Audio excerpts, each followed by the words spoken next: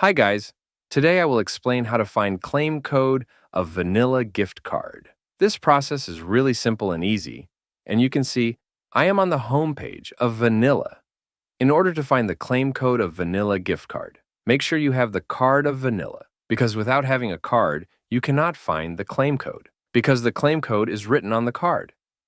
If I scroll down, you will see a lot of different cards, and if you don't have them, then first thing is you need to order a card. And for ordering, just click on that card, which you like the most. Once you will select your card, scroll down, and here, enter the card value and all the other remaining thing and scroll down.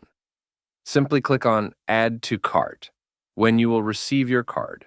Then, how can you find the claim card? You will see a picture of card on my computer screen. Upper one is the front side, and the lower one is the back side of my card. In order to find the claim code, you have to scratch this, and once you will scratch this, you will get the claim code of Vanilla gift card, and it was the way by which you can do it easily.